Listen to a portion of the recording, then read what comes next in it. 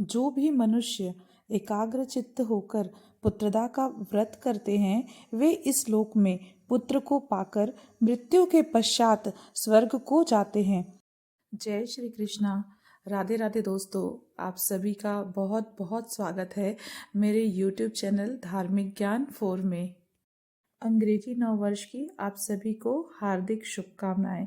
आशा करती हूँ यह वर्ष 2025 आप सभी के लिए मंगलमय होगा। दोस्तों, पौष का महीना चल रहा है और पौष मास के शुक्ल पक्ष में जो एकादशी आती है उसे हम पुत्रदा एकादशी के नाम से जानते हैं। वैसे तो वर्ष में 2 बार पुत्रदा एकादशी आती है, एक श्रावण के मास में और एक पौष मास में। इस वीडियो में हम पौष मास के शुक्ल पक्ष में आने वाली पुत्रदा एकादशी के विषय में बात करेंगे। हम जानेंगे कि एकादशी और द्वादशी तिथि कब है, एकादशी का व्रत हमें कब रखना है, हमें अपने व्रत का पारण कब करना है, इस समय पड़ने वाले शुभ मुहूर्त और लक्षण क्या है, हरिवासर का समय कब से कब तक है और व्रत खोलने का शुभ मुहूर्त क्या है। साथ ही साथ हम इस वीडियो में पूजन विधि और इस व्रत के महत्व के विषय में भी बात करेंगे। परंतु इससे पहले मेरा आप सभी से निवेदन है कि इस वीडियो को बिना स्किप किए अंत तक जरूर देखें और यदि आप मेरे चैनल पे पहली बार आए हैं तो मेरे इस चैनल को सब्सक्राइब जरूर कर लें। और आपको यदि यह वीडियो थोड़ी भी अच्छी लगे, जानकारी वर्धक लगे तो इसे लाइक ज़रूर करें और अपने अन्य लोगों के साथ इसे शेयर ज़रूर करें। आप सभी के द्वारा किया गया एक एक लाइक हमें आगे और वीडियोस बनाने के लिए प्रोत्साहित करता है और इसी से ही हमें पता चल पाता है कि आपको यह वीडियो कैसी लगी। तो अब देर ना करते हुए आगे चर्चा शुरू करते हैं। तो जैसा कि नाम से ही ज्ञात होता है कि पुत्रदा एकादशी निसंतान दंपतियों के लिए विशेषकर महत्वपूर्ण है। अर्थात जो भी व्यक्ति संतान प्राप्ति की कामना करते हैं उन्हें इस पुत्रदा एकादशी का व्रत अवश्य ही करना चाहिए। साथ ही साथ संतान की सुख समृद्धि की कामना के लिए भी इस व्रत को अवश्य ही रखना चाहिए। जो भी व्यक्ति विधि विधान से नियम पूर्वक एकाग्र चित्त होकर पुत्रदा एकादशी का व्रत करते हैं उन्हें संतान की प्राप्ति होती है और मृत्यु के पश्चात मोक्ष की प्राप्ति होती है। साथ ही साथ यह व्रत करने से आपकी संतान को जीवन में सुख समृद्धि एवं सफलता की प्राप्ति होती है। तो चलिए सबसे पहले बात करते हैं कि साल 2025 की सबसे पहली एकादशी पौष मास की शुक्ल पक्ष की पुत्रदा एकादशी कब है। इस बार एकादशी तिथि का प्रारंभ 9 जनवरी दिन गुरुवार को दोपहर 12:23 से प्रारंभ होगी और एकादशी तिथि की समाप्ति 10 जनवरी शुक्रवार सुबह 10:19 पर होगी। इस प्रकार उदया तिथि में हमें एकादशी 10 जनवरी को प्राप्त हो रही है, इसलिए हमें पुत्रदा एकादशी का व्रत 10 जनवरी दिन शुक्रवार को ही रखना है।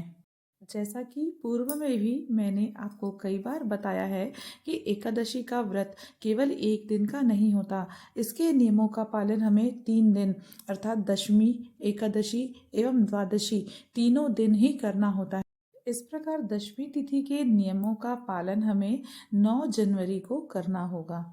एकादशी तिथि में तुलसी के पत्ते नहीं तोड़े जाते और ना ही इस दिन तुलसी माता को जल अर्पित किया जाता है। मान्यता है कि इस दिन तुलसी माता भी भगवान श्री हरि विष्णु के लिए निर्जल व्रत रखती है और इसलिए इस दिन तुलसी को जल अर्पित नहीं किया जाता। तो इसलिए एक दिन पूर्व ही अर्थात दशमी की तिथि में ही तुलसी के पत्ते तोड़कर उसे जल अर्पित करके रख लेना चाहिए। दशमी के दिन हमें एक समय का ही भोजन करना चाहिए, सूर्यास्त के बाद भोजन नहीं करना चाहिए। यदि आवश्यकता हो तो आप फलाहार कर सकते हैं। साथ ही साथ हमें भूमि पर शयन करना चाहिए। दशमी और एकादशी के दिन हमें मांस, मदिरा, लहसुन, प्याज आदि का सेवन नहीं करना चाहिए।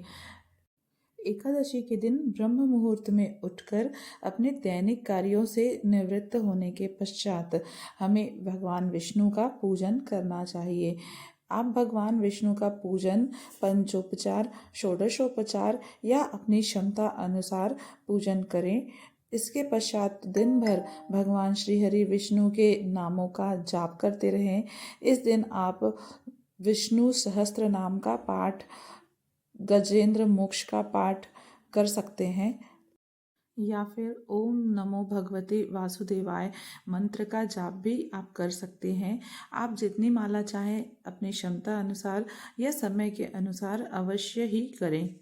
पूजन के पश्चात कथा का श्रवण अवश्य करें। इसके पश्चात आरती करें और दिन भर भगवान श्री हरि विष्णु का ध्यान करते हुए अपना दिन व्यतीत करें। भजन, कीर्तन या नाम जाप करते हुए रात्रि जागरण करें। यदि रात्रि जागरण संभव ना हो तो कम से कम रात्रि में 1 बजे तक जागरण अवश्य ही करें। इसके बाद द्वादशी की तिथि को सुबह पूजन करने के पश्चात ब्राह्मण को भोजन कराएं। यदि भोजन नहीं करा सकते तो उनके नाम से दान अवश्य ही निकालें और इसके बाद गाय को अन्न खिलाएं, चारा खिलाएं और सही समय पर अपने व्रत का पारण करें। तो अब बात करते हैं द्वादशी तिथि कब से कब तक है और हम अपने व्रत का पारण कब करें। तो द्वादशी तिथि का प्रारंभ 10 जनवरी दिन शुक्रवार को सुबह 10:20 पर हो रहा है और द्वादशी तिथि का समापन 11 जनवरी शनिवार सुबह 8:21 पर होगा। इसके अलावा 10 जनवरी 2025 दिन शुक्रवार को एकादशी के दिन ब्रह्म मुहूर्त सुबह 5:38 से 6:26 तक होगा। सूर्योदय सुबह 7:14 पर एवं सूर्यास्त शाम 5:54 पर होगा। प्रातःकाल पूजा का शुभ मुहूर्त सुबह 5:54 से 7:15 तक रहेगा और शाम के समय पूजा का शुभ मुहूर्त 5:42 से 7:04 पर होगा।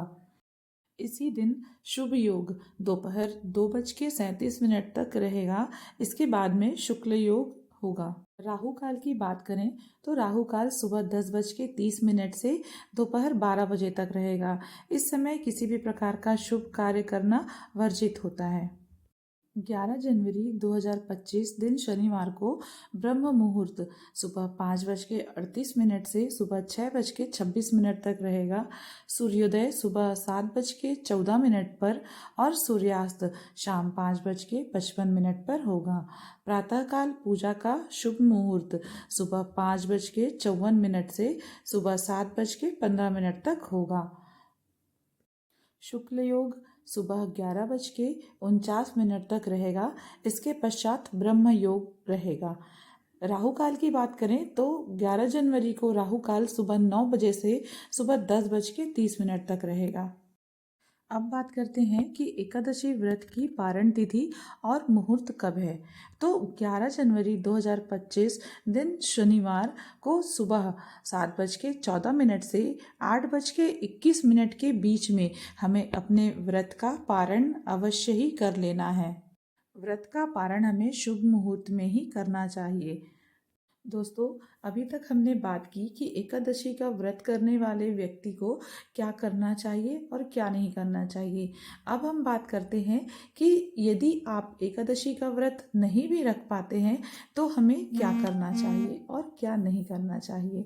तो यदि आप एकादशी का व्रत नहीं रख पाते हैं तो भी इसके नियमों का पालन हमें अवश्य ही करना चाहिए।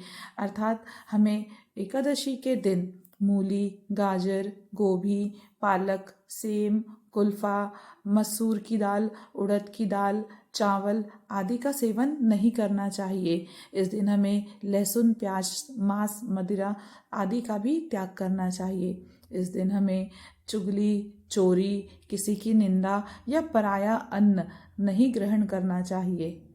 यदि भूलवश ऐसा हो जाए तो हमें सूर्य नारायण का दर्शन करके उनसे क्षमा मांग लेनी चाहिए। इस दिन हमें चावल का प्रयोग किसी भी रूप में नहीं करना चाहिए। साथ ही साथ पूजन में यदि कलश में रखने के लिए या संकल्प लेते समय हमें सफ़ेद तिल का प्रयोग करना चाहिए। पूजन में चावल का प्रयोग भी नहीं किया जाता और ना ही अन्न के रूप में इसे ग्रहण किया जाता है। इस प्रकार दशमी, एकादशी एवं द्वादशी तिथि के नियमों का पालन करते हुए, विधि विधान से भगवान विष्णु का पूजन करते हुए, ब्रह्मचर्य का पालन करते हुए, रात्रि जागरण, पूजा पाठ, आरती, कथा श्रवण आदि नियमों का पालन करते हुए जो भी व्यक्ति इस व्रत का पालन करते हैं, इस व्रत को पूर्ण करते हैं, उनकी सभी मनोकामनाएं पूर्ण होती हैं। जो व्यक्ति संतान प्राप्ति चाहते हैं या संतान की सुख समृद्धि की कामना से इस व्रत का पालन करते हैं, उनकी भी सभी मनोकामनाएं पूर्ण होती हैं और अंत में मोक्ष की प्राप्ति होती है, भगवान विष्णु का सानिध्य प्राप्त होता है। तो दोस्तों, यदि आपको मेरे द्वारा दी गई जानकारी थोड़ी भी अच्छी लगी हो तो आप इस वीडियो को लाइक ज़रूर करें, मेरे चैनल को सब्सक्राइब करें और कमेंट में जय श्री हरि विष्णु लिखना ना भूलें। इस वीडियो को अन्य लोगों के साथ ज़्यादा से ज़्यादा शेयर करें, साथ ही साथ बेल आइकन को भी प्रेस ज़रूर कर लें।